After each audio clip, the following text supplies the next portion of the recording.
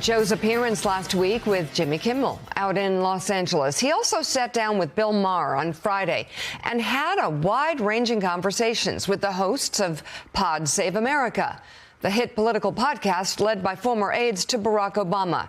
Here now is part of their discussion. How you guys doing?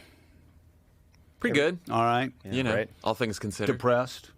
No. Well, Angry. So what do you guys say? What's your answer when people come up to you and ask you the question that they always ask me is, are we going to be okay? Are we going to get through this? you know, it's funny how many times people have been we've been asking that question for a long time, and right. No one can tell you what the future holds. Doesn't mean you give up the fight, and Republicans can lose in the midterms, and doesn't mean there isn't a threat to our democracy from people that have been lawless and more aggressive than any of us had imagined a few years ago. We'll be as okay as we fight to make ourselves. Right. I always say it depends on what we do. Right. I am curious. Do Democrats generally, and I'm talking about my wife here, catastrophize more than conservatives? I think so.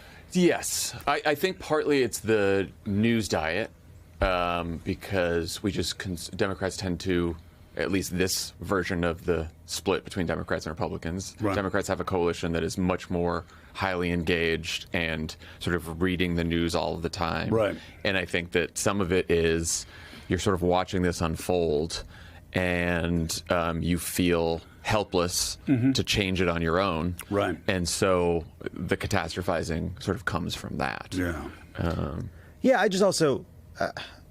The whole Trump proposition is that empathy is a kind of weakness. That if you care a lot and you're worried a lot, that must mean there's something soft, which right. means you're easily defeated. Yeah. But the Twin Cities, famously a nice place. They're nice people. But just because you're nice doesn't mean you're a pushover. And actually appealing to people's empathy can be a kind of a strength, because the Twin Cities stood up to Trump, and Trump flinched and backed down. They had the guns, they had the masks, they had the manpower, they had everything except empathy and the people on their side, and that didn't really work. Have we figured Trump out? Because I've known the guy for 20, 25 years. I'm curious, are we finally getting to a point, you look at Gavin Newsom's... the trolling. The trolling. Yeah. I almost think it's taken 8-9 years. I almost think the media and Democrats are starting to figure out the routine a bit. There is some truth to that. I mean, I think we saw it with Europe over Greenland. Right. They finally decided to punch back and prepare severe sanctions if Trump were to go through with annexing Greenland, and he backed down. He doesn't like when the markets collapse. He doesn't like bad headlines. You know, we know what he doesn't like. I think to the extent that there are some Democrats like Obama that seem strong, it comes from a confidence in what you believe in and what you're fighting for. And I think to the extent that you see some Democrats who don't have that fighting spirit, it's because, and especially 10 years into Trump, they have sort of, they don't trust their gut instinct anymore on what to do. I think the Democrats are afraid of their own job. Like, I'm a capitalist, right? I'm a small government tax-cutting capitalist. Things have shifted so horrifically towards the rich, towards the billionaires, towards the monopolies, towards the tech bros, towards the why can't more Democrats sound like Bernie and say, it's not income redistribution if we're just trying to rebuild the middle class, which has been gutted for the past 40 years by Republican policies?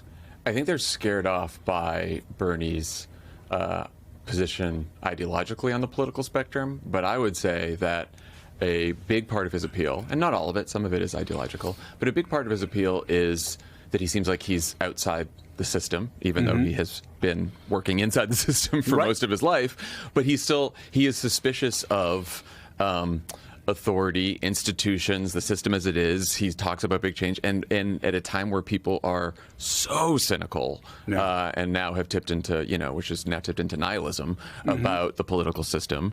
People who are running to try to change that system and really shake up the system, break that system down, like Trump, like Bernie, they're gonna find a big audience for that. Yeah. You're starting to see, I think, more and more Democrats adopt sort of a populist economic message, and I think that's clearly the path forward. Bernie's been so powerful. Is you can watch a Bernie speech from 2026 and then fire up YouTube and find a clip of him outside like the courthouse in Burlington in '72, using verbatim language. You're like, oh my God, this guy has been so consistent. I just wonder. Republicans are destroying the country. They're destroying the economy. They're destroying sort of the social contract. And yet, in polls, even though Democrats are doing great, when you look at generic ballot, and looks like Democrats might win the House and have an outside shot at the Senate, the brand is horrible. Yeah. Democrats in the House and Congress poll worse than Republicans. Why? How does that change? Winning changes it. Yeah. And I think winning a presidential election for sure, but even in the midterms, it gives you some wind at your back. But I think, from now until the midterms, it may just be that disapproval of Donald Trump is enough to carry Democrats over the line. For sure, right? We could talk about, affordability and all that. We'll do that. But in the end of the day, it's a midterm that'll probably do it. But in 28, in order to win the presidency, I think the problem is that the party's brand is now an amalgam of like all these different Democratic politicians, none of whom really stand out and are a leader. And so we are left with the brand or the brand damage that came from the end of the Biden years and the 2024 election. And so until you have another leader that comes along that fixes that, then the entire party is going to suffer for it. And I don't know that any amount of like brand exercises and polling is going to fix that until you get an actual leader of the party.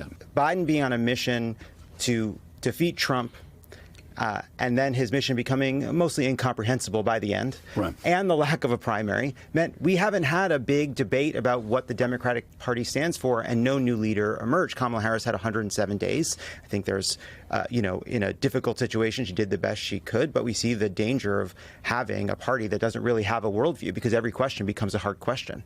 And so we will fight through the midterm, and then the goal is to have this primary debate and a leader who can speak for the party and kind of find a new way to represent what Democrats can stand for to start rebuilding this brand, because it's a real problem.